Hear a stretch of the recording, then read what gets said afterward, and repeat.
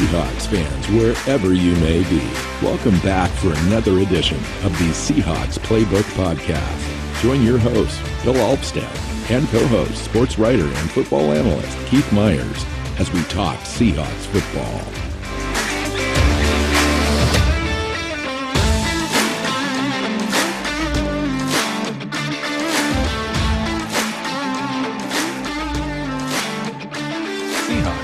Welcome back to another edition of the Seahawks Playbook Podcast. I'm your host, Bill Alvstad, here with Keith Myers. Keith, good afternoon to you. Welcome good afternoon. To Talk Seahawks Football. Yeah, let's do it. We are on our last episode of our position-by-position look at draftable players and guys that the Seahawks might like and ones that fit the scheme and all that. And we are on to cornerbacks, which is probably the team's biggest need at this point. Would you agree with that? Yeah, I think there's definitely three spots that we all seem to kind of be coming back to as a collective group that kind of follow the Seahawks more or less fairly closely. Corner, wide receiver 3, offensive line, specifically center. Mm-hmm. And then there's, 3 or 4 other positions after that. Rotational defensive tackle. Yeah, strong side linebacker. And wide receiver. Right, 3. Maybe a backup safety. Mm-hmm. Yeah. So that, I think there's 3, though, that are fairly clear in the draft. We only have 3 picks. I think you and I, strategy-wise, likely agree that we'll come out with a minimum of probably 5. But we'll see. We'll see what happens. But, yeah, we got a lot to talk about. I have a ton of prospects. I just kept going. I wanted to make sure I touched every level. And by the time I was done, I had 15 or 16 guys to talk about. Yeah, I tried really hard to keep it narrow. This is a really good draft class if you need a corner and you play a defense like Seattle's. Yes. Yes, because of the cover 2 or cover 3 zone type stuff, the heavy zone stuff. Mm-hmm. There's a lot of guys in the draft that are very good at that. Which is interesting because the Seahawks changed the way the NFL plays cornerback. It used to be that you wanted your cornerbacks to be a maximum of 6 feet. And because you any taller and you wouldn't have the agility to stay with the little guys. And then the Seahawks went on a lot of games and dominated on defense with Richard Sherman at 6'3" and Brandon Browner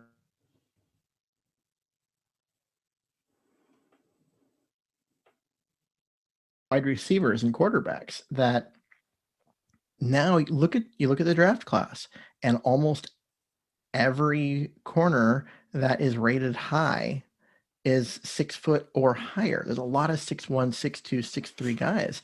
That was unheard of 10 years ago. And now it's a lot.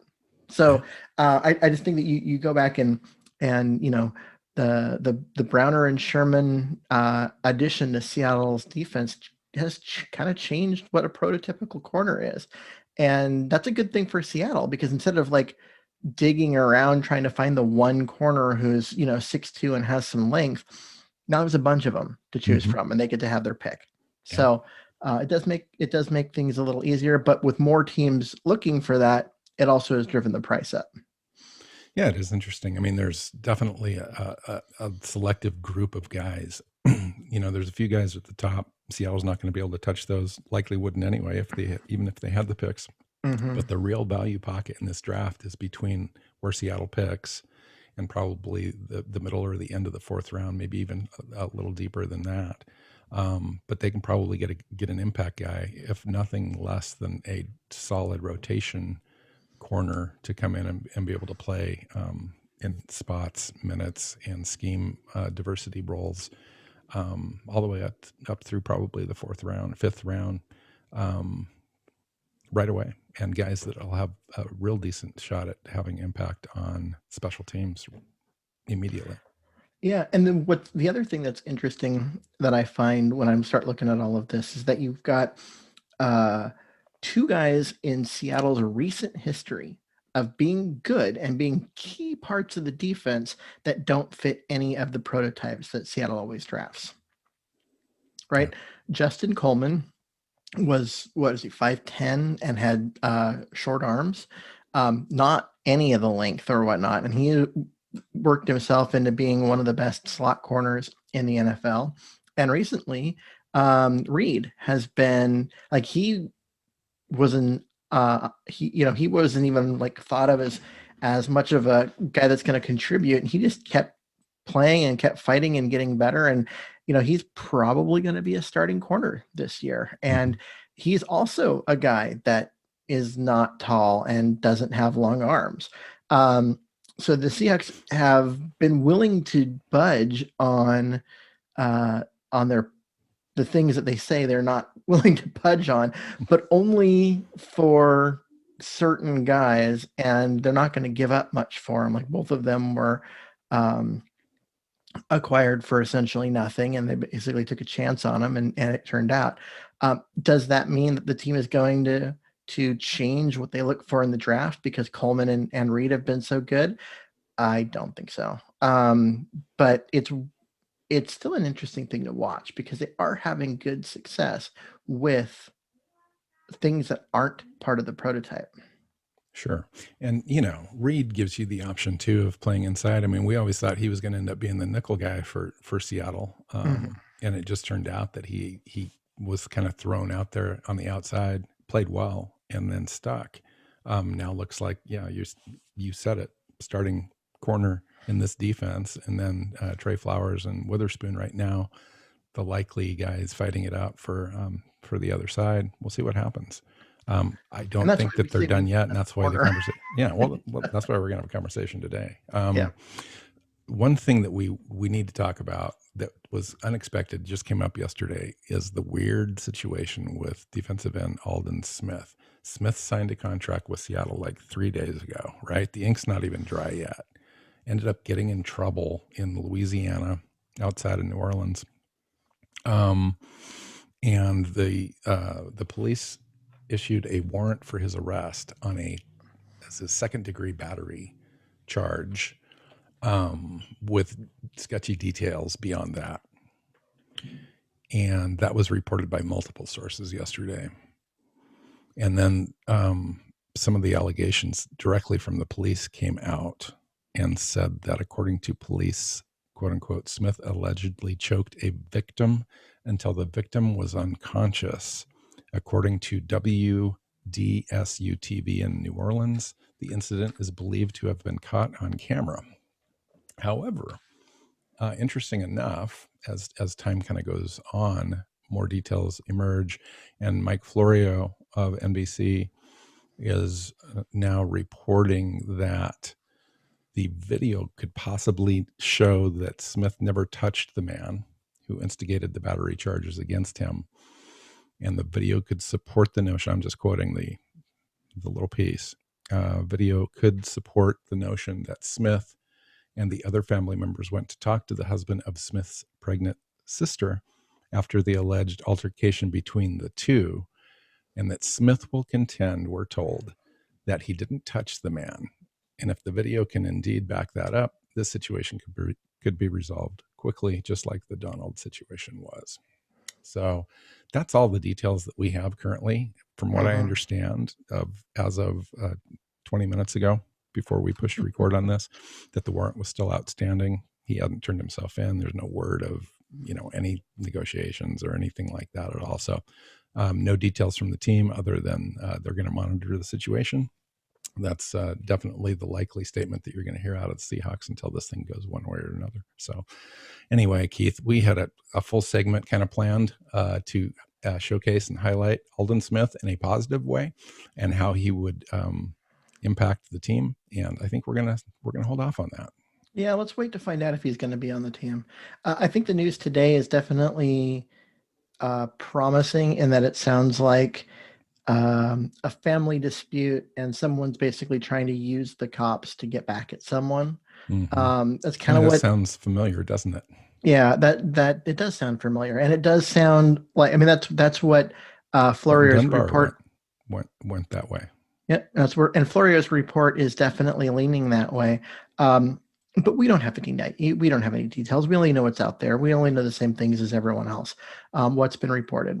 one of the reports says he did some things that were terrible, and if they're true, he shouldn't be in the NFL. He's probably going to be in jail. And then the other one says, no, he's completely innocent. Who knows? We're going to find out. It's going to take some time. It'll play out unless the video is clear that he never touched the guy. And if that's the case, this will end as quickly as it started, and we'll forget about it. You know, the problem is Smith has a history that works against him in this sort of situation. And so the benefit of the doubt is the part that's in question, I think, the most is like, what do you do? You've got a history here that points in another direction. And so we'll see what happens. You know, it's that's why we have the system that we have. It's set up to kind of go through the process. And I know it's hard, especially when we don't know, but I think the team's taken a good approach, and we'll just play a wait and see. The good thing about the Seahawks depth is that we don't need Alden Smith. Alden Smith was going to be a luxury that we didn't even know we needed. And, you know, when we signed him, everyone was like, wow, this is really cool.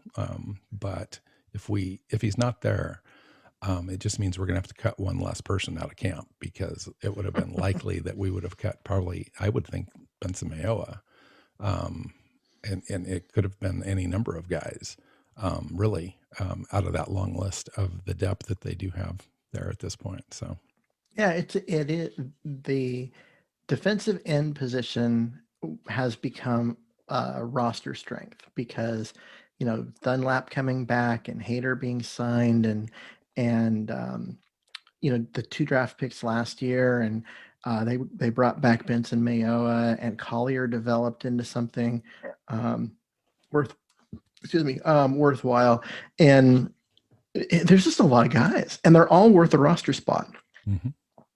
And so, yeah, it is an interesting place for them to be. And then they went and signed Alden Smith, which they don't need, because the roster is pretty stacked. But you can never have enough pass rushers. He only signed for like a $1.275 million deal with 137 guaranteed signing bonus.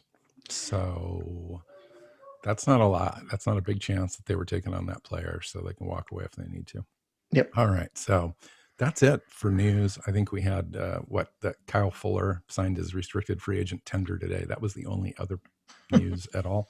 Yeah, which is non-news. That's non-news, because basically he's an exclusive rights free agent, which means he either signs the tender or he's saying he doesn't want to play in the NFL. Because the Seahawks would hold his rights, and they would just hold on to them again, and they could hold on to them until forever. And so they have no reason to do anything with it. Basically, if you're an exclusive rights guy, just sign your tender and get into camp and get your workouts in and get yourself ready. All right. So we've got a pretty long, lengthy show going over a whole bunch of prospects. So the draft's coming up in about, a week, a little over a week. Just kind of came right up on us. And so far we've gone through all the position groups on the show and over several weeks. And this is the last one covering cornerbacks. We're obviously not going to do the special teams kind of guys, because those are locked in. But the cornerback group is one of the groups on the team that's in flux this year. We lost Quentin Dunbar, who didn't have a huge impact last year, but was set up maybe if he had returned to come in and compete for a starting spot. And then obviously Shaquille Griffin moved on to a lucrative contract in Jacksonville. And so the team is left with Reed as having the starter experience, along with Flowers, who some think maybe is primed and ready to take that little extra step this year, to really be comfortable in his role as an outside corner. And then, of course, we signed Akella Witherspoon in free agency to come in and compete for a starting spot there. So we've got 3 guys right now, essentially. And then a bunch of practice squad kind of guys, features contracts. So the position group itself seems a little unsettled. Keith, how do you see it? What do you think the talent overall in the secondary is? And what do you think they likely do here in the draft? So the talent overall in the secondary, if you're counting safety, I think they're in good shape. But cornerback, the talent isn't great and the depth is worse. I like Aleko Witherspoon. I liked him coming into the draft and the draft process. I thought he was going to be good. He's been decent, and but he hasn't been special. You're in with him. You're not getting a guy that you know is going to come in and He's a good zone guy, but he's not a great press guy.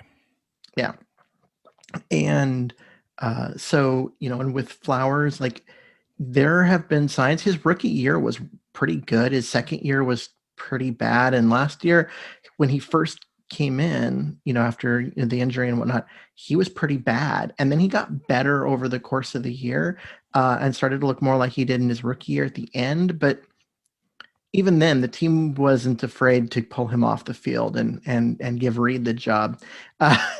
And I don't know. Is he primed to take that step, or is he not? Do you count on him taking that step when you're building your roster? You say, oh, well, we know he's going to do that, so let's be prepared. I don't think you do. You have to play it safer than that. And so you're thinking, okay, he's a backup outside corner. You got Ugo Amadi who can play the slot. And you got Reed who can play the slot. But who are your starters on the outside? Well, Reed's probably going to be one of them. And then you've got Witherspoon, and that's it. Yeah, well, then you've got Blair that could come in and play the slot as well, and some free safety according to Pete, and obviously I think a little bit of strong safety. But he's not going to be a cover corner for you. He's going to maybe cover some larger guys in the middle. Yep. But that's his limitation. So it is interesting. I think we're going to need a guy. What we lack to me is instinct on the back end. Reed seems to be very competent. Seems like he can play a diverse set of schemes and roles. But after that, like Flowers, doesn't have a lot of instinct to me. He's not instinctually quick, able to adjust. Because he didn't play corner exactly. He's totally good at facing up, facing the box, closer to the line of scrimmage, playing off the run, all that kind of stuff. But when he's dropping back into coverage, turning his head, having to flow, swivel hips, all that kind of stuff, he's just not the cornerback I think that Pete Carroll wishes he had back there. Even Griffin struggled in some of those things. Some of those attributes. So it's time to upgrade. It wouldn't be surprising if they use their first selection, which is 256 overall, to either drop back slightly and pick up a corner, or use that pick if a guy is there that they've really had their eye on. So why don't we start? I say, just for the people who are listening, when Bill says 256, he doesn't mean pick number 256 in the draft. He means round 2. Yes. Overall pick 56. So it's a 56 pick in the draft. It happens to fall in round 2. So so my idea, my thought was just like everything else we've done here is to kind of go through it. Obviously there's a few guys at the top, Keith, that we're not going to see. And then there's a group that starts to become available if they should drop a little bit. I think guys like Surtain and some of the other guys are going to go in the first round. They're just untouchable. But there's a guy that I thought, in looking at the draft boards and looking at some of the consensus mocks and where the projections are and so forth, and his medical concerns, that this is a guy that might drop a little bit, and that would be Caleb Farley, cornerback out of Virginia Tech. Now, he's got kind of a first-round grade, back of the first round. He's a very good size. He's probably one of the most physical, intriguing prospects in the draft. But he skipped out his 2020 season, which is the first check. So he's got 2018, 2019 tape, which is excellent. He's 6'2", 207, 40 time 4.45. But he's got some durability issues a little bit. And then he had a back surgery this spring that prevented him from working out as well. So that further kind of eroded that team ability to do medical checks on him. And because of medical concerns, he could be one of the guys in the draft that fall a little bit. And if that happens, that could be a guy that Seattle might take a chance on. And I that's the would only agree with reason that. why I mentioned that guy at all, because normally he would be untouchable for the Seahawks in this particular draft because Mhm. of the lack of draft capital. But a guy like that all of a sudden falls because of the medical stuff, because other guys in front of him are just going to be more dependable. That's the only reason why he would be there available. Yeah, because this is a guy that I've seen ranked from the 7th overall player on big boards down into like 28, I think is the lowest I've seen him. Mm-hmm. But you're right. Like he's the type of guy that could just fall a bunch. I mean, he was cut open in his back and had I can't remember what the procedure is called, but it was a a small little rod put into his back, and who knows what the recovery time is on that. That surgery just happened just a few weeks ago, and so who knows, right? And opting out of the 2020 season was already kind of hurting him a little bit, and now this, and so he's one of the guys I've got my eye on as far as a guy that could fall that I know Seattle would covet. Yeah, and it reminds me a lot of Miles Jack, who was a guy that was looked at as a easily a top 10 pick, but the injury concerns, people are going to say, yeah, he's going to be good, but he's going to be good for a very short career. Don't count on him having any kind of longevity. And so instead of being a top 10 pick, he dropped well into the second round. Could be that's the type of situation we might be looking at here. It also might be that with this back surgery, he might not play this next year. And if that's the case, if teams believe he's not going to play, you could see him free fall down into the middle rounds. And because most of the time this sort of procedure is at least 6 months, and that's for a guy that sits behind a desk, and pulls weeds for a living, right?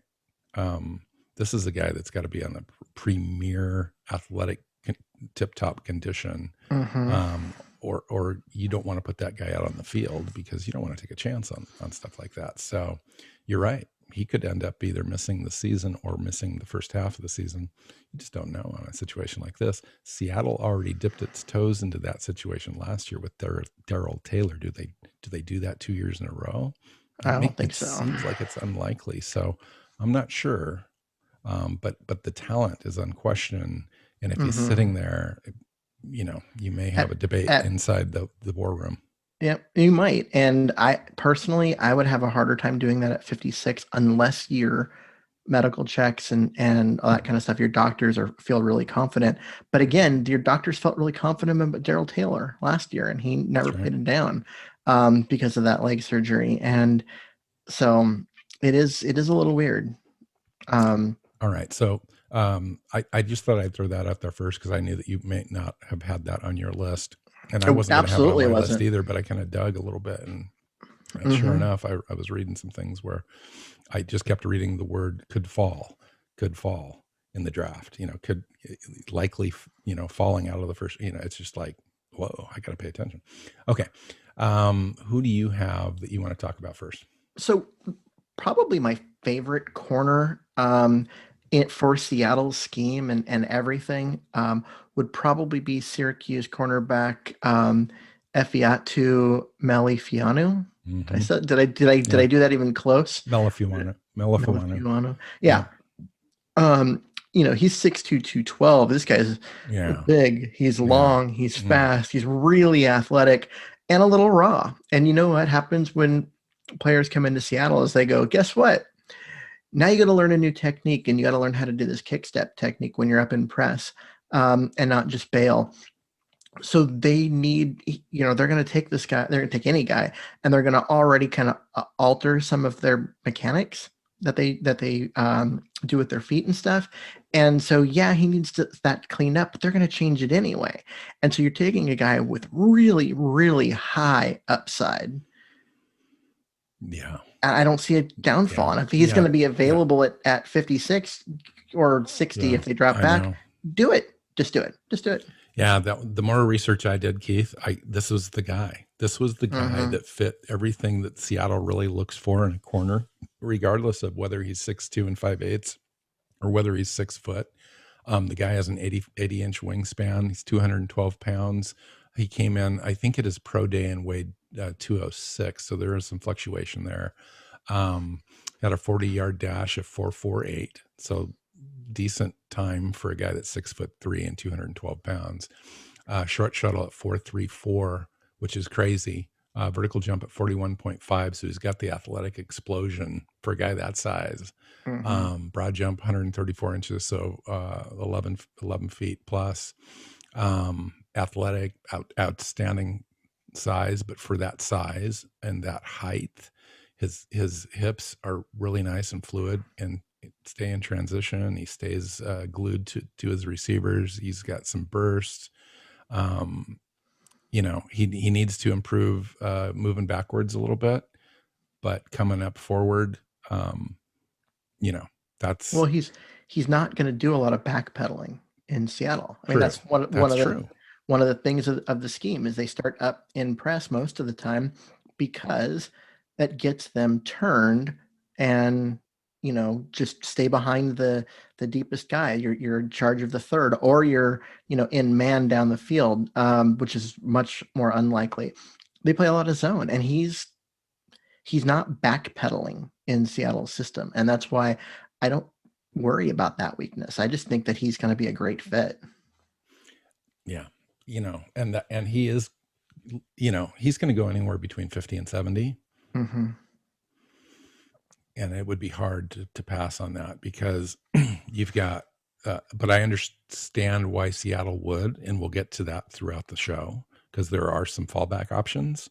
And if a guy like Myers is sitting there at center, or Miners, or a couple of the other guys that they might have their eye on that we just don't know, maybe Walker Little at tackle of the future, kind of a pick, So there's a lot of different ways Seattle could go there. And there's probably, I don't know, 5, 6, 7 guys they've got graded all the same grade in that sort of shelf, where they're planning on being. And so they may be okay with dropping back to pick up the extra pick or two in the draft because of the lack of draft capital overall. So it's hard to get attached to any one particular player at 56 because I really do likely think that they're going to drop back at least probably into the early to mid 60s before they make a selection. But a guy like this could still be available along with a number of other prospects. And it's just going to be one of those deals where who do they have on their board that's rated higher, and where do they think they could get the same sort of player later on in the draft. So, well, and that was one of the things that happened, a few years ago when the Seahawks desperately needed a corner, and everyone was like, "Oh, get first round pick Kevin King and all of that." And the Seahawks said, "Nah," and they waited until the third round, and got Quill Griffin, who actually turned out to be one of the better cornerbacks in that draft. But they were able to get a starting caliber person 2 rounds later.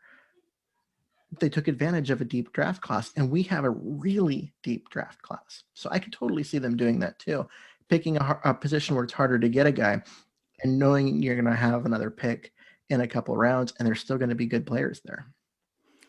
So one of the strategies, and we'll talk about this more in next week's show because we're going to do a draft preview show, and that's also going to come with, I think, a little bit of a mock draft. I think we agreed to do, even though it's going to be fairly small compared to years past. It'll be interesting because of the strategy, because with only 3 picks, 2nd round, 56 overall, 4th round, 129, 7th round, 250, you just don't have a lot to work with there. So if they do drop back from 256 overall, let's say they find a trade partner within 10 picks, so they're dropping back to 65. With that, they could likely pick up an additional 4th round pick, or maybe even a 4th and a 6th, something like that. Dropping back to 65 to 70, are there guys beside Melifuanu that you have your eye on? Oh yeah, that could be available, in that range, or if maybe even they drop back another little teeny bit. Who knows? But anywhere between say 75 and 100 that you think might be available. Yeah, there's a bunch of guys. I would say Trill Williams, who's actually also from Syracuse, another long guy, more straight line speed, doesn't have as much wiggle in terms of his ability to change direction stuff. He's not as great an athlete, but has more of the straight line speed. I think he ran a 4.42 40. Yeah, I mean it, and it would, a 1.48 10-yard split. So most guys are running a 1.55 that are really fast, that like have major agility. That's a 1.48 10-yard split. That's crazy. So he's a guy that's going to work well in Seattle's scheme because, they need him to not get beat deep and, cover that outside third.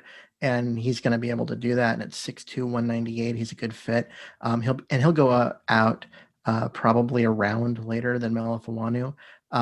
Paulson Dabo out of Stanford, 6'1", 190, is a guy that I find really interesting. And I have zero clue where he's going to go in the draft because in 2018, after his redshirt freshman season, they were like, okay, this is a first round pick. This is a guy that you're looking at, a couple of years more development. He may be a top 10 pick.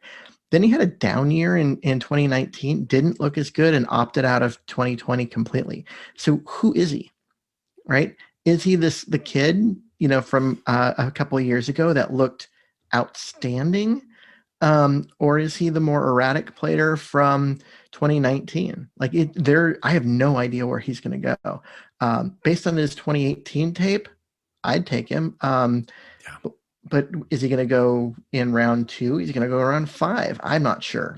Really could go anywhere. Yeah, he could go anywhere for me. I think he goes anywhere from the back of the 3rd round to the 5th round. But I think that it's probably closer to pick 120 than we probably think. A guy like that with that skill set, he does have some good tape. Obviously, he ran a 4.5 40. He's got some athletic traits with his vertical and broad jump.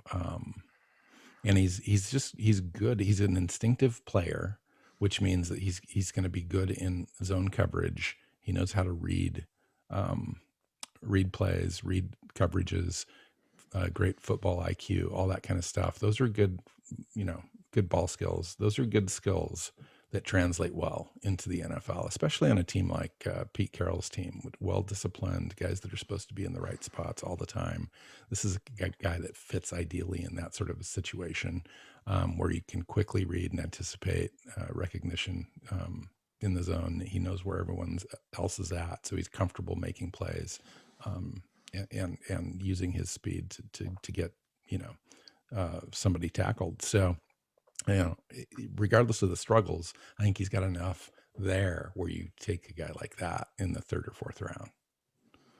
Yeah. And then you gave me too wide of a range because I got 6 other guys that are between the last pick or two of round 3 and so basically round 4, right? The last couple picks are round 3, and then all of round 4. I've got 6 other guys I've got plenty Seattle wants, and this is what we were talking about before.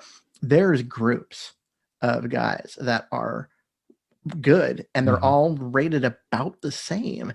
And if you're there and 5 of them are available, drop back 4 spots, because even if the other people take the 4 people that jumped up all take cornerback, you'll still have 1 available. There, and you get another draft pick for it. So, but like I said, I've got 6 guys in that range from, basically round 4. So from 93 to, I don't know, 120. Okay. Let me guess the names and you tell me if I'm right. Benjamin St. Just. Yes. Paulson, we already talked about.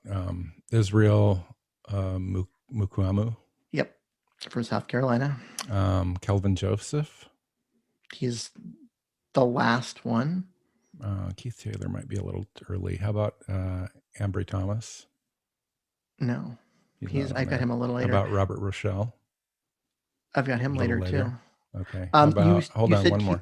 You said Keith Taylor, so I'm going to give you that one. That's 4. Okay. The other guys I have are later. Let me see if I've got a guy that I didn't talk about earlier that's up here closer to the top of my list.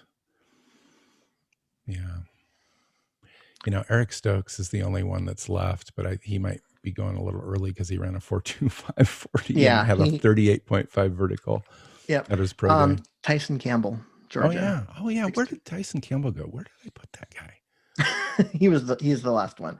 So yeah, it was. There's just this group for me of Tyson Campbell may end up going earlier than people think too. St. Just, Campbell, Mukuamu, Keith Taylor, Kelvin Joseph, like that group of guys. They're all I had 6'1" to 6'3", and they're all long. They're all athletic. They're good. They're going to be great in a cover 3 system. It's just physical. It's just this group of guys, and they're all slightly flawed in ways that fit a lot into Seattle's scheme. Yeah. Better than some. They're not going to, like, there's a couple of these guys that are just not going to be good in man coverage. But guess what? Seattle almost never does play man coverage. Right. They used to do a little bit more with Thomas back there and Sherman and stuff. They could take a few more chances, but they just haven't in the last couple of years. Right.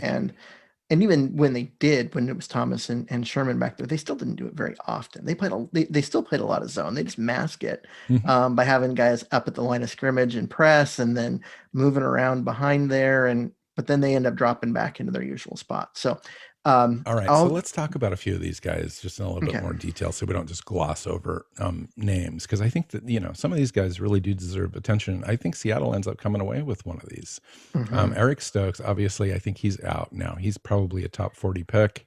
I would agree. I think that Afidu Melifoanu is borderline. I think he could be a top 50 guy. We'll see. You never know. But he's in that range. I think Benjamin St. Just is an option for them if they so choose to go in that direction. He's going to be available. And the question is he, I think he's out now at like 129. I think that's too far for St. Just. I think he's going to be at, right around 100. So I think if Seattle dropped back a couple times and they were really eyeing him, he'd be a great value for them in the 70s, 80s, 90s, in that range. He ran a little slower than I thought he would as his pro day at 4.51 40, but still not bad for a corner in Seattle's scheme. 6'3", 3/8", 200 pounds, got an 80.25-inch wingspan, 32-inch arms. The guy's just... other than Melifoanu, this is probably a guy that fits, I think, what Seattle wants as far as player, athletic ability, physical attributes, and character. This guy is like the problem. They could be their number one corner prospects on their board, with all those things considered. He's a guy that does everything we just been talking about. Physical, shows the burst and the suddenness for his size. He's very athletic and has a lot of agility. And a guy like that just needs to be coached up a little bit. I think he was a Michigan transfer at some point, landed at Minnesota, had a couple good solid years, but ball skill wise, he needs to work on that. He doesn't have any interceptions. He barely has any pass defense. And that's because they didn't throw to him a lot, but when they did, he wasn't able to make the plays, for whatever reason. And so you kind of have to look at that a little bit further and understand how he would fit in your scheme and what you're asking him to do. He also didn't give up a lot of receptions and yards. That's very true. And touchdowns. So it's like, okay, he didn't have pass defended and interceptions. And he was used as a nickel too. But he didn't give up receptions, yards, and touchdowns. So he was doing something right. They were just throwing it elsewhere because his guy was covered. I mean, that was a lot of it. And boy, did he look good at the Senior Bowl. He did. He just looks good. So Tyson Campbell would be the next one. I think he's actually going to jump. And you said it too. He ran like a 4.25. Yes, 4.25 and a 4.29. Yeah, at his pro day. And you're taking that kind of speed. He's also a guy that is better, and he can do, even at 6'2", he has the skills to do some of the man cover things that Seattle doesn't do. I think he's going to be too universally liked throughout the league. Someone's going to be like, okay, if we want him, we're going to have to get him earlier. Yeah. And I think that helps push down a guy like Melifoanu and a guy like Dabo. Mm-hmm. a little bit later, because Maybe. one of those cornerback needy teams is going to go up and get their guy. So, Yep. The other guy was the Israel Mukuamu. Mukuamu. He's kind of an outside press guy. He can also play zone as well. He's one of the guys that I was looking at that that does have that ability. Although some are pegging him to be a guy that possibly moves into a strong safety position in the NFL, just because of his physical nature and the fact that he likes to play and can play facing the ball, and good solid tackler, all that kind of stuff. Didn't run a 40 at his pro day because of a hamstring thing, but he has a 81-inch wingspan at 6'4", 212 pounds.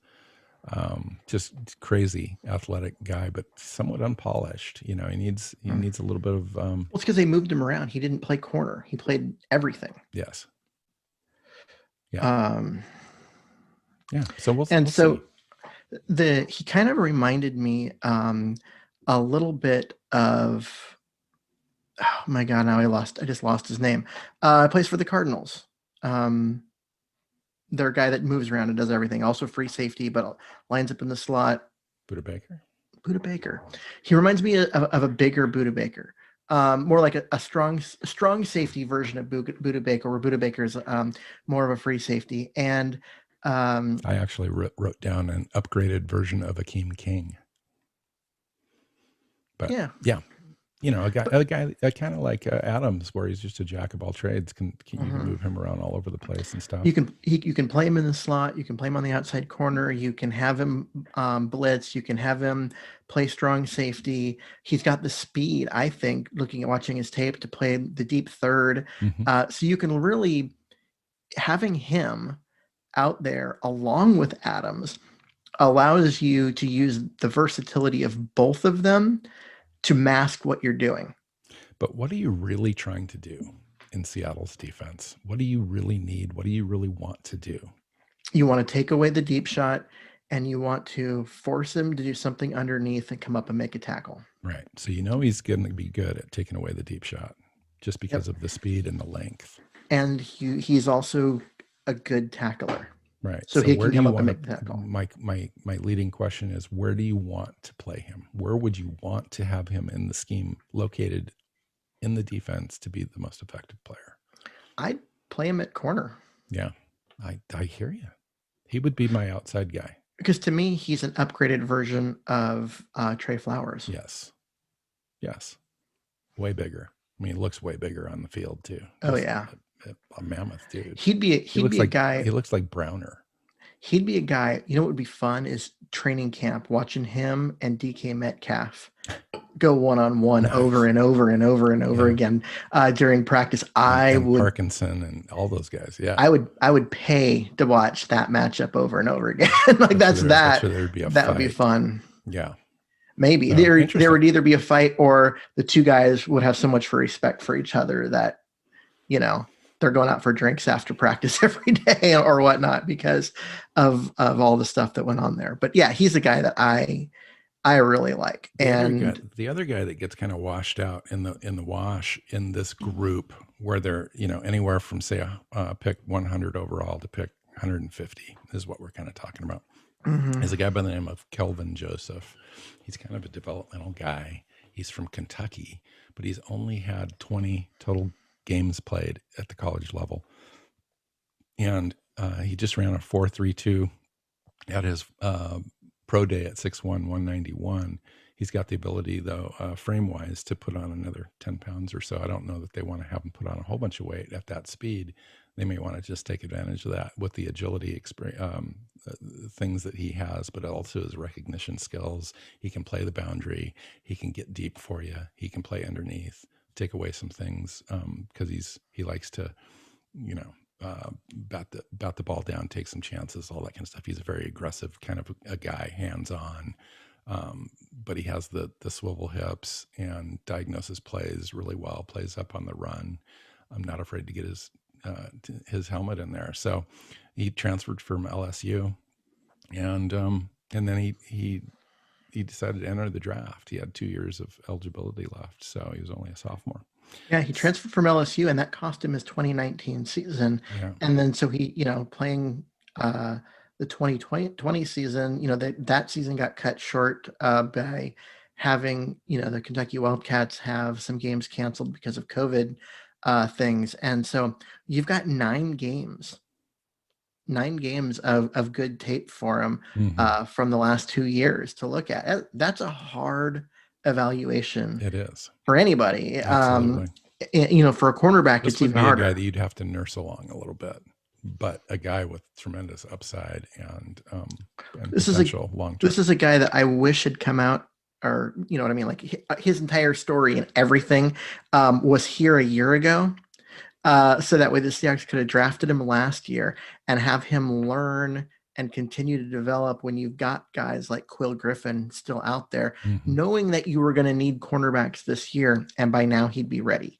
So now if you take him in this spot, you have a guy whose ceiling is really high. This guy could be Pro Bowl caliber. Like he has a really high ceiling, but he's got a low floor too. And so what are you going to get out of him this year? I don't know. Well, and with only 3 picks, do you take a chance on a guy like that, or do you go with a sure thing? You lean sure thing, but if you're left with upside, and that's all you need, that's what you're going to have to work with, and you take the guy with upside. But I don't know. I think the goal is to come out with. You have 3 picks. Yeah, you need to come out. You want to come out with 2 starters. That's a real tough ask, because it's a very tough ask, and that's why you go after a guy. You're going to use that pick to drop back a little bit, so you're likely not going to pick before 65 or so. Pick 65, like 60. If you take a look at the law of averages over the course of the draft, you about 60% hit rate on that pick 65 to be able to come in and immediately have an impact as a starter. No, I didn't say immediately. Okay. Well, that's what I'm saying. Starter potential. There's difference there. And that's what I'm saying is a guy like this, he will be a starter, not on day 1, but a year from now, absolutely. And in this draft, you've only got 3 picks. You got to get a guy that will be a starter and contribute. Yes. Doesn't have to contribute this year, but he has to become one. Go after the guy that will do that. And even though he has to develop some, and that's why I think that they could go that way. So we mentioned Keith Taylor a little while ago, kind of almost in passing, and I think I'm going to end up talking about him in passing again a little bit here. When I watched him in the Senior Bowl, of course, you watch him at the University of Washington and so forth. He flashes, but then there's a lot left there, and he's got 31-inch arms, which is kind of the cutoff for Seattle is 32. So they've probably written him off the board, but I just want to mention him anyway. Or they moved him way down. They moved him way down. So if he's available out there in the 6th or 7th round, maybe they take a flyer on a guy like that, 6'2", 191 pounds, willing tackler, fluid in his movements and sticky in coverage, all that kind of stuff. But he's got enough holes in his game to, his change of direction type skills and so forth, his recognition. So he's better in man than he would be in zone. He is, but at the same time, he's really grabby. This is a guy that in the NFL, he's going to get flagged a lot unless he changes his technique. 4.5 40, so he's no slouch, but he doesn't trust his speed and instincts. That's why you get grabby.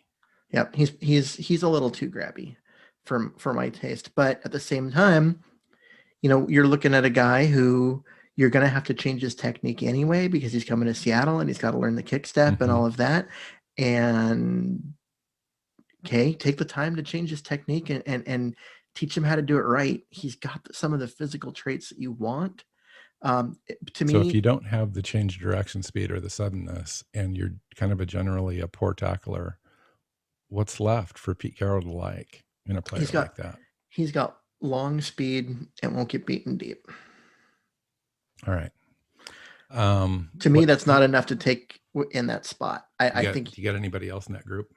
No, that's that group of guys. I think there, like I said, there's a pocket you got there in the anybody 4th that round. Falls just outside of that? No. How about like an Avery Thomas? The reason I wrote down Avery Thomas is because he is quite likely right there, like a borderline 4th, 5th round guy, maybe back of the 5th round. He's got outside. He's the top guy of the next tier in my list. Right. So right. So there is a shelf there. 6 foot out of Michigan. I didn't have an arm length. 32 and a quarter. So he has the longer arms, and he had a 4.3740, which is amazing. Now he didn't run the 3-cone or the short shuttle. Had a 38-inch vertical, which tells you he does have some athletic ability there to leap out of the building. It's interesting because he's got upside, but I think he's one of the guys that opted out in 2020. And so the tape there is limited. He's a physical guy. He disrupts stuff. He'd be a good defender in the zone, good awareness, all that kind of stuff, instinctive. But what are you going to get in a player like that? Is he ready to go? He looked a little bit tentative and kind of out of sync at the Senior Bowl. Like he came in, true, but he hadn't played football in a year. Well, I know, but what I'm saying is, like, the announcers were ready to kind of say, hey, you got to watch this guy. Watch out for Avery Thomas. Here's a name you got to pay attention to, blah, blah, blah. So he came on and it was like, he just looked lost. I think he was beaten a couple of times by the little shifty running back guy from UCLA. I can't remember his name. Guy that switched from a running back into kind of a slot receiver guy, and just turned Avery Thomas around. And he just looked not ready for prime time. So I'm not sure about a guy like that, but he has all the physical attributes. You just have to figure it out if he's a guy that fits. The other guy right on that shelf for me that I like a lot better for Seattle is Robert Rochelle. Central Arkansas, 6 foot, 195 pounds. He was listed at 6'1", but they did do a measurement at the pro day, and he came in at 6 foot, 195. He ran a 4.3840. Again, amazing speed, 41-inch vertical to go along with that, and a outstanding 3.98 short shuttle, which is just super agility for a guy like that at that size. And with that speed, that points to major diversity in scheme in a guy like that. That guy could play inside for you. He could play outside wherever you need him to play. He could possibly even play a little bit of a free safety for you. 3-cone at 6.84, short shuttle at 4.08, which is again, or a 3.98, which is outstanding. 43-inch vertical, jumped 11 feet. 4 years production guy. 10 interceptions, 38 pass breakups at Central Arkansas. Obviously not the biggest school or the biggest division in college football. Nonetheless, a guy that has everything that I think Seattle would want to have in a corner, only available later on because of the small schools type stuff and just unproven and a little bit of, he hesitates a little bit. Doesn't, it's the coaching at this level where you really kind of see the differences show up in a player like this. Now, if he was going to a big school, LSU, Alabama, Florida, anything like that, this guy would be definitely higher on somebody's board. Yeah, that I agree. Like, I think he's small school. I mean, that's going to be hard to, it does make the evaluation harder because who is he going up against? And when you're watching the tape, like, how good is the player that he's covering? Like, sure, yeah, blanket coverage. No one's throwing it at him, but right. He's playing and they're not asking him to do a whole bunch of stuff like they maybe would have asked him to do in a big school because, they're not asking him to come up and defend the run. In fact, he's not a very physical run defender. That would be one of the things that I think Pete Carroll would definitely look at and hesitate with on him, and would want to add a little bit of weight to him. He's got the ability on his 40 time to add a little bit of weight there without losing too much, and get him physically ready to play the position in the NFL, because it's a different animal. He is, athletic, and he's got all the speed and agility. So you'd have to scheme him away from playing close to the line of scrimmage, I think, at least initially.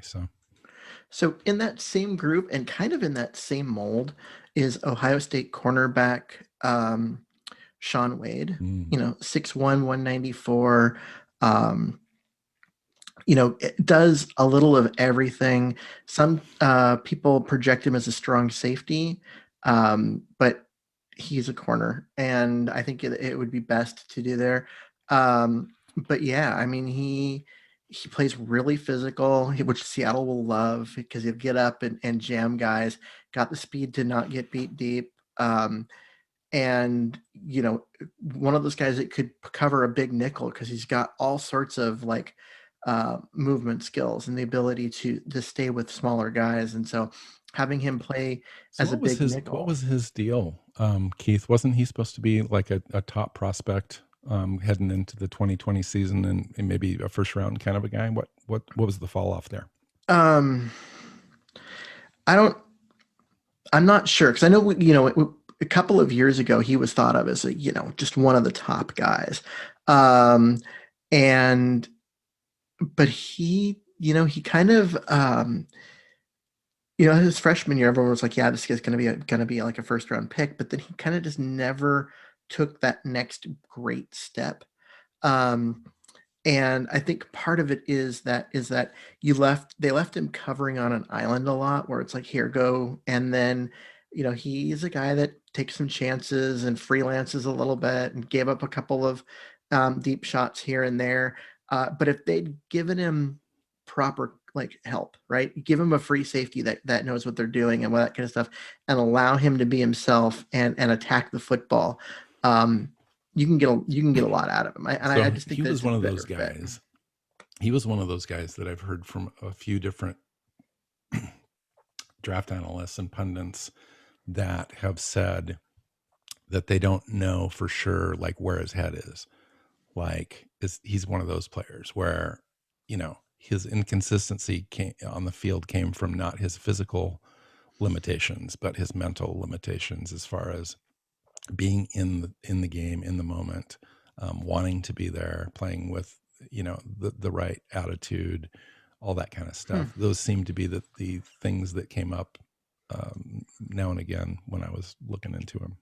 Yeah, I mean, and that's a possibility. That didn't come up when I was looking, but I wasn't looking for that. I was looking at physical traits exactly. and right. what his tape looks like, and the freelancing that he has been known to do is going to rub a lot of coaches the wrong way. But at the same time, he made plays. The guy just makes plays, and so you give him. May decide to move him into like a free safety role as well at some point. Either free safety or strong safety, he could play either. But if you put him at corner, I would have liked this way better when Earl Thomas was in Seattle, because then you could basically give him the Richard Sherman treatment and say, go make plays, because Earl's got your back. And it's not that I don't like Diggs back there. There's just one Earl Thomas. Right. That's exactly right. Well, that's why they play a lot of too high stuff now. Mm-hmm. And so, yeah, I mean, but if you let him know that he has that protection and just say, go make plays, he'll make plays. So where do you see a guy like this going? I mean, when I was looking at draft type stuff and big boards in January, February, right after the season, he was, closer to being in the top 30 to 45 prospects overall.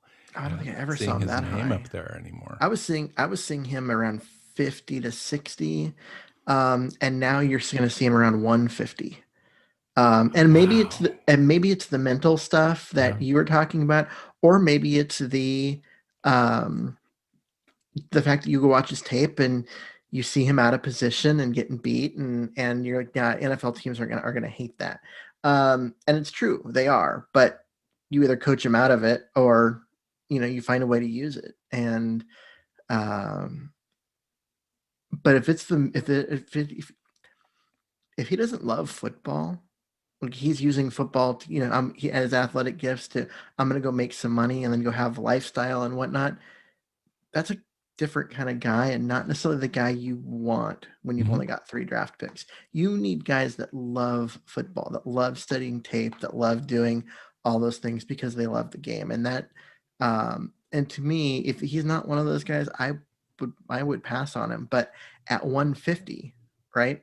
So you're talking about the end of round 5, the athletic traits and upside. It'd be hard to pass up a guy that at one point was considered a first-round talent. Yeah. When you're in the 5th round, and it's not like he has off-field arrests or anything like that. Like that's not an issue. It's just kind of on the field stuff and where it goes with can you get him to play more disciplined? Right. Yeah, that'll be interesting. All right, so let's look at the back. Let's look at the back end of the draft. Seattle's got a pick at 7th round, 250 overall. We know that there's some, there'll probably be some fluctuation in there. They may pick up a 6th round pick or whatever. So let's take a look at some guys that are available in the 6th, 7th round, just in general. I'll go with the guy first, Lenoir out of Oregon. I knew you were going to pick one of the 2 Oregon guys. Well, there's a couple, right? There is a couple. Diomandor Lenoir, 5'11", 195. He's an interesting guy in that highly rated prospect coming out of college. I think he's a 5-star guy, right? 4-star, 5-star guy. And Oregon had a really decent defensive backfield over the last couple of years. And scheme-wise, it's just really difficult to kind of identify their guys and single them out as being better than the other and so forth. That's why you mentioned a couple of guys. It's like, yeah, they do have 2 or 3 guys, including a safety, I think, that is in contention this year to be drafted. So, but he was a 3-year starter, had 3 interceptions this last year and 12 pass breakups, as a sophomore. And then the fluid hips and the ability to have some ball skills, be able to stick to the hip of a wide receiver and turn around when the ball is in the air and play the ball, all that kind of stuff. It's just hard to peg, though, where a guy like this is and why this guy falls to the 6th round while other guys like Rochelle and stuff, elevate and work themselves up into like a 4th round kind of a grade.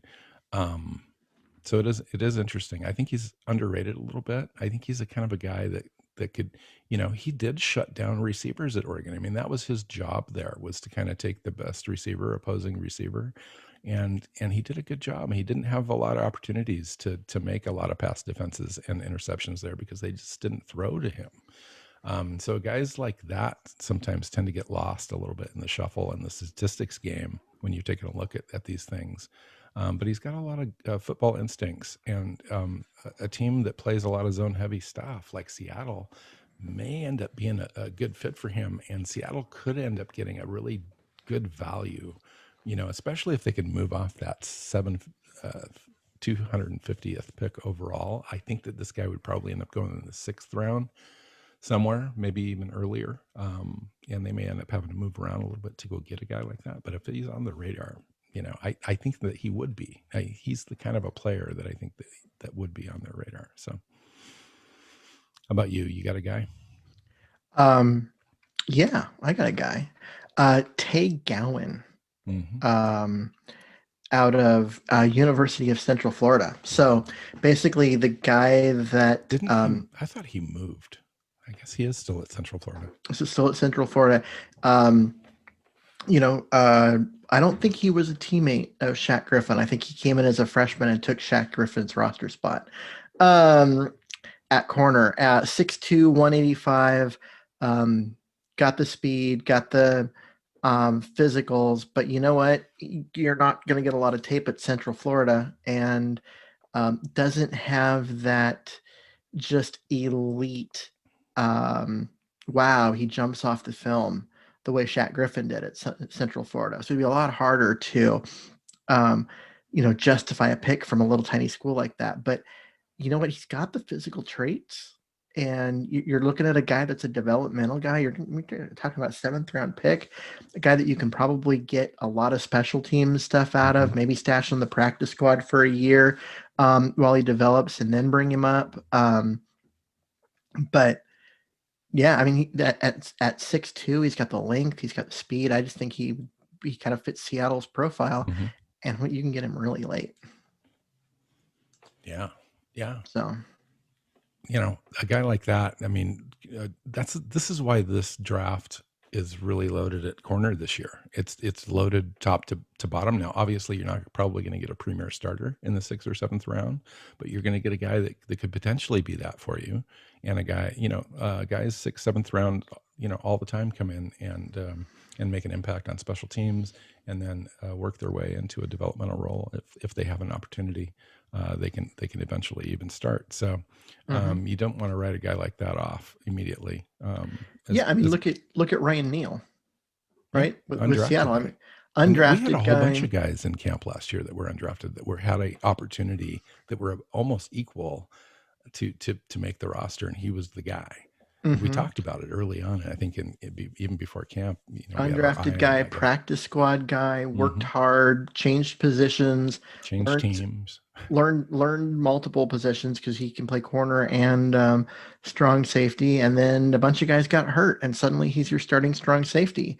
And you go, oh, this is going to go bad. And then it doesn't. And you're like, wow, this guy really stepped up and did things. And now he's a guy that you look at on the depth chart and you recognize that as a strength, as a backup strong safety, a potential backup corner, a guy that can just play football. Yeah. Well, and this guy, Tay Gowin, he kind of reminds me of Reed a little bit in the fact that he's kind of a press bump and run kind of guy that can play inside. Reed's that guy. That's where Reed kind of, Reed's a really good in both respects in that he can play inside. He's shifty enough, instinctive enough, where he can do that. And then he can also play outside because he's physical for his size, and he's able to bump you and disrupt your timing and all that stuff. Well, and the difference is Reed is 5'10" and doesn't have long arms, whereas Tay Gowin is 6'2" and does. I thought this guy was closer to 6 foot. Okay. Well, what I'm looking at has him listed as 6'2", but well, I don't know. I don't have anything in front of him. I just going off memory. Yeah. So, with that, I mean, and if you're talking a 7th round pick or maybe a late 6, if you end up there and you're talking about priority free agents, you're like, we might be able to get this guy after the draft, but I don't want to take the chance of losing him to another team if he just decides to sign elsewhere. So we're just going to use this, 7th round pick on him. I've got the same sort of guy in DJ Daniel out of Georgia. 5'11" and 5'8", almost 6 foot, 183 pounds, but has an 81-inch wingspan, 33-inch arms. So a guy like that who's very agility-oriented, athletic, shifty, can move very quick reaction kind of guy, but also has the long speed. Again, is one of those guys like Rochelle I was talking about earlier, very scheme diverse kind of a guy. Initially he might come in and play a specific role for you. In fact, a guy like DJ Daniel is going to be a special teams guy immediately, and then you work him into a spot. You find out if he's better on the outside initially, or if he's on the inside. Maybe he competes with Amadi for some time there. But eventually it's a guy that has tremendous length and athletic upside. He just needs to learn the position, be more consistent, be patient, understand his role, get some NFL coaching in him. And you take a late round flyer on a guy like this and have him impact your roster eventually. And that's what you're trying to do if you're Seattle this year with 3 picks. Interestingly, he isn't even in the top 2 corners at Georgia this year. Like there were 2 others that were considered better at Georgia. Who's that? I don't remember. Doesn't Eric Stokes from Georgia? Tyson Campbell was one, and then I think was Eric and then Stokes. And then Stokes was the other one. Yeah. We're talking about the third cornerback, the nickel, nickel corner. Right.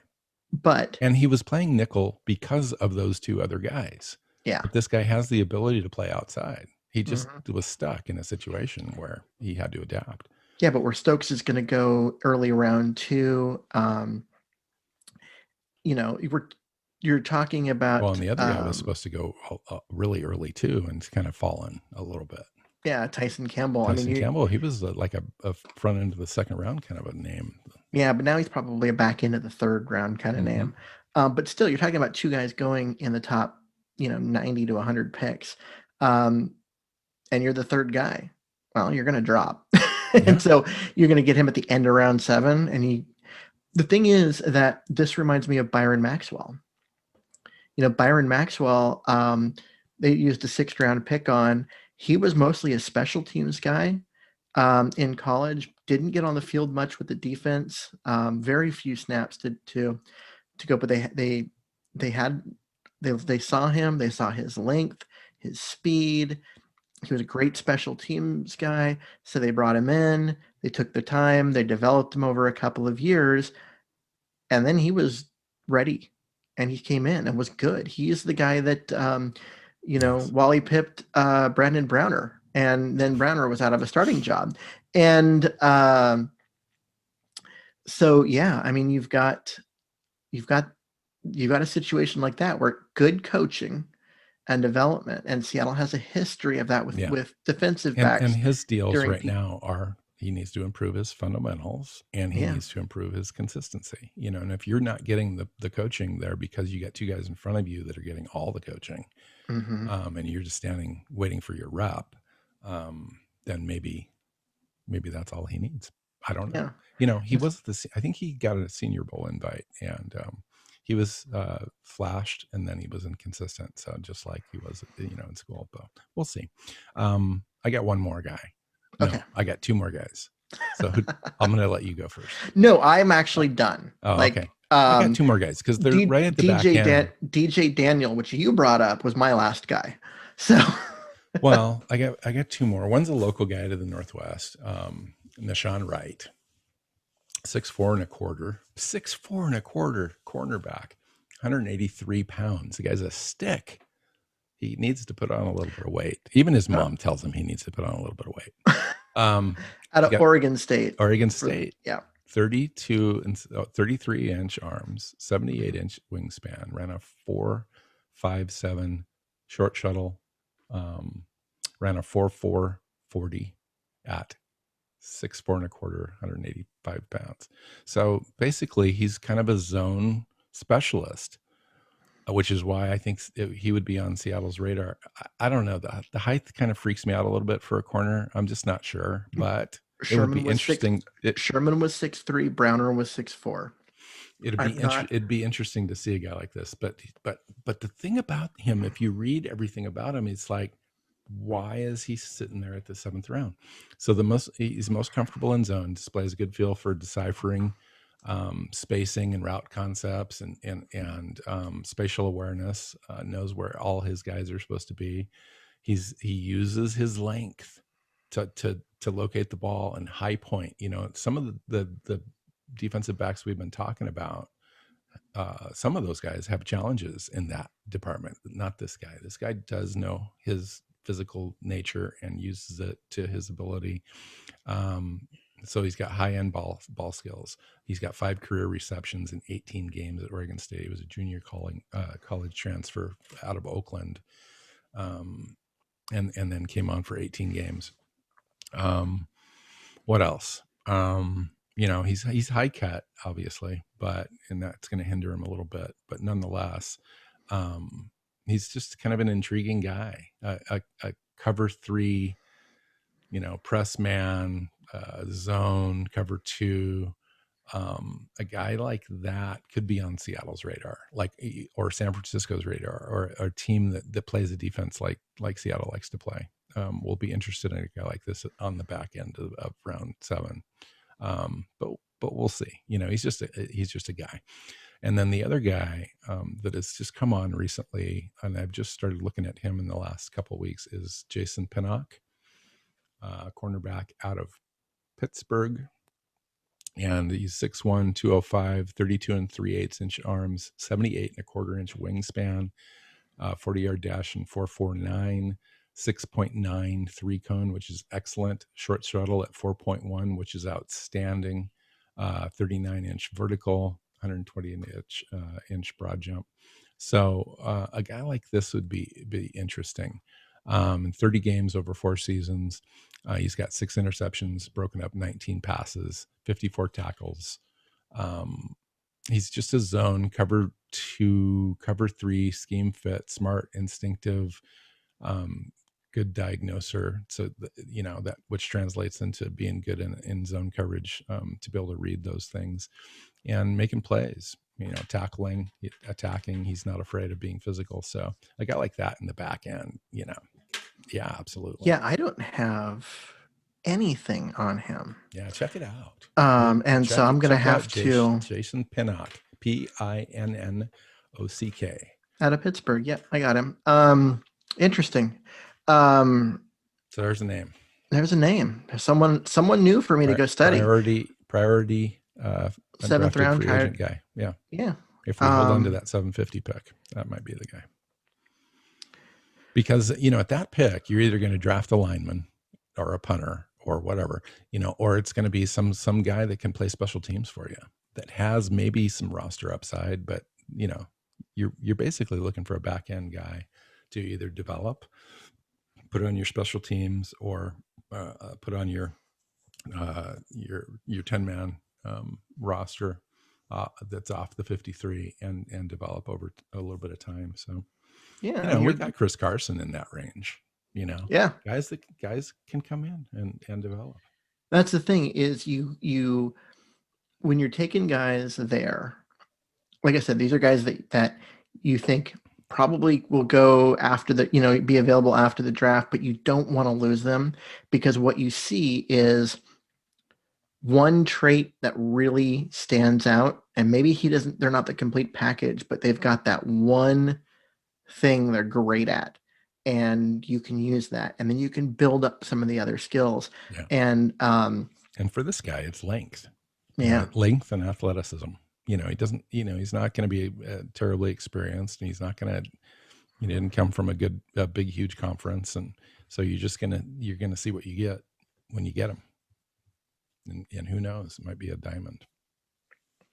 Yeah. So, reminds me a little bit of a guy that I haven't mentioned and wasn't planning on talking about, but Chris Wilcox out of BYU. Mm-hmm. He's 6'2". I guess he had a good pro day too. Yeah. I mean, he's got the physical skills, but he's slow moving off the line, and they wanted him to play man coverage there at BYU. And so his tape's his tape's pretty mediocre, but he wouldn't be playing man coverage. He'd be playing zone in Seattle. And so you're looking at all these physical skills and you go, as a guy right at the end of the draft, end of 7th round, 250, where they currently sit. I think there's only seven picks after Seattle, something like that, right? And so you're looking, like I said, you're looking at the back of the 7th round. He's got all the physical skills. He's 6'2". He's got some experience, but he's not going to be good in man coverage. Well, guess what? Seattle doesn't play a lot of man coverage. They play almost none. They're one of those zone-heavy teams in the NFL. So the bad tape, are there things that you can see that are you good? You got to trust your evaluators at that point. Your area scouts, all that kind of stuff. Yeah. Okay, so let's play a little bit of game. We got a couple minutes. We really don't have a couple minutes, but I just made some up. So out of everyone we mentioned today, what percentage, if you had to guess, would you put on Seattle selecting one of the guys we mentioned in any one of their 3 picks? Oh, wow. And then I'm going to ask you who, likely who at what draft spot. Okay. I would say we covered so many guys that fit Seattle's profile that I think the odds would be fairly high, because I am very sure they're going to get a cornerback, and there just aren't a lot of cornerbacks in this draft class that we, 1, didn't talk about, or 2, just really don't fit Seattle's profile of what they want. We pretty much covered everyone that does. And so the good news is there's 15 or 20 guys. Yeah. So if they go completely, off their normal as far as what they're looking for, then, whatever. What are we going to do about that? But just based on, I think they're going to get a corner, and they have a type. We know what they want. And so we've looked at those guys. I think it's probably pretty high. So I'd say like 30%, which everyone's like, oh, that's not that high. Yeah, that's actually really high for John Snyder. Especially with 3 picks. Yeah, especially with only 3 picks. So, so that I think is a good place to start. Right, so 2 questions. Who do you want them to pick? Ooh. And who do you think that they will pick, and what draft position? Okay. Those are 2 very different questions. Who do I want them to pick? I would say Efetu Melifuanu out of Syracuse. Yeah. He's the guy that could be special and has the highest ceiling, I think. He's the guy I would want them to pick in that spot. So in that 60 range. Yep. Okay. And so given my choice, that would be the guy. I don't think they're going to take a cornerback there. I think cornerback is deep enough, and there's that group that we spent a long time on that in the 90s, basically the 4th round, and that there's so many in that group, it's going to be too enticing for them to just wait and get a player at a position where it's a lot harder to get a guy like a Quinn Miners or Josh Myers, at center or that kind of thing. Or somebody that happens to fall in the draft that you're not expecting to be there, that all of a sudden you have to move on. Yeah. Like a defensive tackle or defensive end that right. you're thinking, oh, if they're going to go in the 30s and they're sitting there at 56, and you're like, I can't say no. Right. Cause this guy shouldn't have dropped, but he did just because there was a run on running backs or something. And you're like, okay. So what about, a guy that's most likely selected by Seattle, and when? Would you use that 4th rounder, that 129 overall, and would you try to find your guy there? Okay. If I'm picking in that spot, I would say Israel Mukuamu in that pick. Yeah, he's got the most upside again. So you're going with total upside guys. I'm going with total upside. I know that I think a safer choice might have been Benjamin St. Juste, but I don't know if he's going to be there by then. But yeah, I don't know. I agree with that. In fact, I believe that Benjamin St. Juste will end up being the better pro, but I don't know that he's going to be available at 129. Yeah. Here's the thing. I think he's going to end up going way before people think he's going to go. So here's my prediction on him. He will be a Seahawk. He will not be drafted by Seattle. Interesting. But at some point in his career, he'll be a Seahawk. Yeah. Interesting. Stanley Jean-Baptiste was a guy that I said the same thing about a few years ago. He was tall corner. Basically, he was getting drafted because of his physicals, but had terrible tape. And I go, someone's gonna overdraft this guy, and they're gonna be disappointed. Yes, and he will end up in Seattle, and he did end up in Seattle. He spent a year on the practice squad and then another year on injured reserve before they gave up on him. And I think Benjamin St. Juste will end up in Seattle, but not on the practice squad and that kind of stuff. Like, he's a guy that will spend 4 years at whatever team, and then Seattle will go get him. Yeah. Just like Aleka Witherspoon. If somebody's sitting there at 129 and they wait till 129 and they don't move around or whatever, I think it's Robert Rochelle, a guy that's fits all their physical attributes as well as athletic upside and agility, arm length, 3-cone, vertical, all the ball skills, all that kind of stuff. A guy that's likely mentally ready to be coached. And so that guy to me is probably on their board and probably pretty high. And in fact, he may be high enough on their board where they might overdraft him. He might end up, they might drop back a few different times, and he might be the shocker guy. He might be the guy that they go get in the 80 range or whatever. Maybe. I don't know for sure. And another guy that has to be on their radar just from that mental, physical beast aspect would be Quinn Miners. You like Josh Myers. I think Josh Myers is definitely more NFL ready to come in right now and be a better player than Miners, but Miners is just an animal. There's just something about that guy that I want him on my team. Yeah, you know? I've done a lot more tape study of him recently since we went through that, because you're so high on him, and I still think that you're right. Josh Myers is more pro ready. Because he's a technician. He's been consistent for years now, and Miners is just emerging. But Myers is a technician. He Yes. is very good with everything. There's no wasted steps and movement. He gets. I think just what you does get things is well. what you get with Myers. He's already there. It's like when you're drafting a Stanford offensive lineman. Stanford offensive linemen are typically coached to their peak because their coaching is so good for their offensive line, and so they don't develop as much as you might think. And maybe that's the true with Myers, and he just doesn't ever develop and continue to get better, and he just ends up being okay.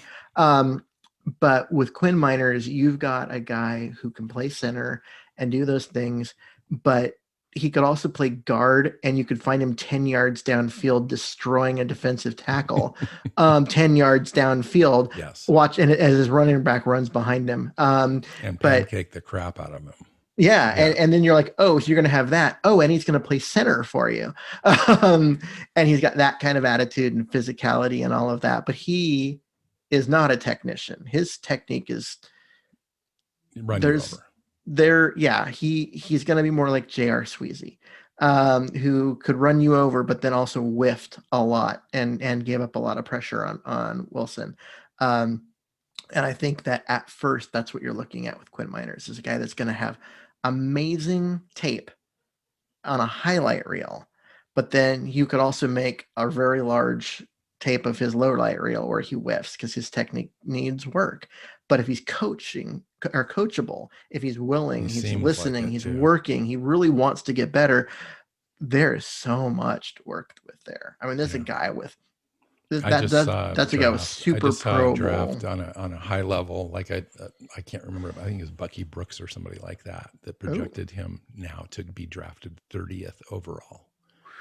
Now, if you think about that, and if it happened, he's gone from a player that was on most people's big boards at 200 or higher, or a guy that you just didn't even know about, right? To showing up at the Senior Bowl, making a name for himself, getting him so noticed that he demanded that everyone watched film on him, which everyone did. And he's been doing nothing but rising on everyone's boards.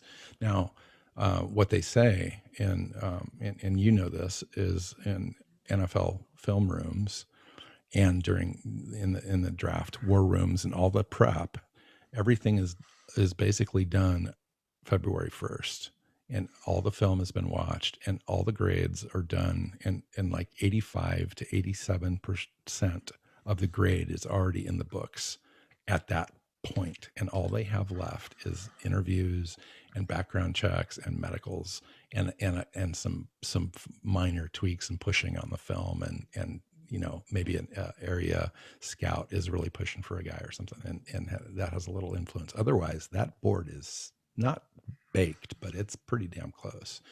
And so a guy like Miners, to penetrate that, has to be like on a rocket ship. But the thing is that's NFL teams, and NFL teams have a team of area scouts, and they're looking 2-3 years in advance. They know everybody. For a guy that's rising from 200 to 30, that's because the media people that do this don't have a team of people looking 3 years in advance.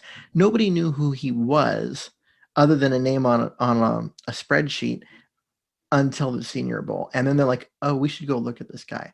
So is he really rising, or is it just guys finally noticing him? And I think it's that one. It's the guys finally going, oh, we should have watched this guy instead of just writing him off because he played for a tiny school. Right. Wisconsin Whitewater. Mm-hmm. Yeah, interesting. All right. So, Keith, what's next? We got the draft next week, right? Yep. Yes. So next week. So next Tuesday's show is what? What are we doing? We're going to do a little bit of a draft preview in terms of all of it.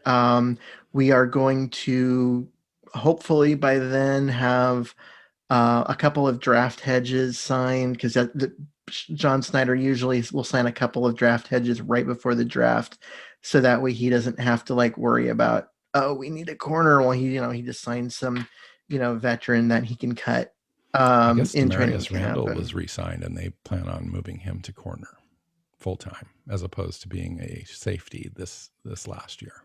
Interesting. Yeah, and he came into the league with, I think it was Green Bay as a corner, and then a high draft pick corner, in fact. And then when I think he was traded in the last year of his contract. I think he was traded to, this is all off memory, traded to the Browns, I believe, Cleveland Browns, and then they switched him to safety. And then Seattle brought him in eventually as a safety last year, just kind of a backup guy. And then I think they signed him to a deal, veteran minimum deal, to come in and play corner this year. Yeah. So that's interesting, because this is a guy that has a little bit of a corner history and pedigree, at least draft pedigree. But with him, like this reminds me a little bit of, my train of thought just disappeared on me. Okay, well, let's forget that. But yeah, this is a guy, he's going to come in and he's going to, Pierre De Sierra. Yeah, I was going to mention that. Because Pierre De Sierra, drafted by the Browns, pretty high, became a starter, kind of flamed out there, got himself cut, came to Seattle on the practice squad. He almost didn't sign with Seattle because he almost didn't sign with anyone. Not that he didn't get offers, but because he was just done with football.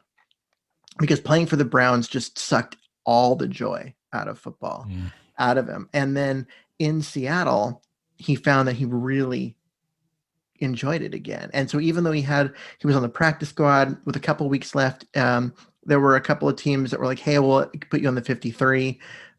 He declined it, stayed with Seattle because he knew there was only a couple of games left, and he wanted to come back the following year and try and earn a roster spot, which he did. He earned a roster spot, but then the Jeremy Lane trade fell apart, and because of his contract, Jeremy Lane got stuck on the roster, and he ended up getting cut. Went to Indy and was their best defensive back in Indy. And so it's kind of a similar thing. You go to the Browns, and then you end up, your career ends. Are you wanting to play football? No, that's not true anymore. But. No, yeah, and this is before the current regime in Cleveland, which has done a good job. The culture there has really changed, but you got to admit, like, it was bad there. I mean, it's horrendous. De Sierra was not the only guy with that story. Yeah, so interesting. So Demarius Randall, that'll be an interesting name. I do think that he makes the team as like the fifth corner, and we'll see. But you definitely want a guy that can come in and compete against Witherspoon and Trey Flowers, and I think that they will get that guy. I don't know if it's going to be signed next week or signed before the first kickoff in September. There's a lot of football to be done and see what you've got in camps and all that kind of stuff. And then they can make moves all the way through. So, so next week we'll come in, we'll take a look at the draft. We'll look at the process. We'll look at the picks. We'll do some mocks, strategy, all that kind of stuff. We'll have fun with that show.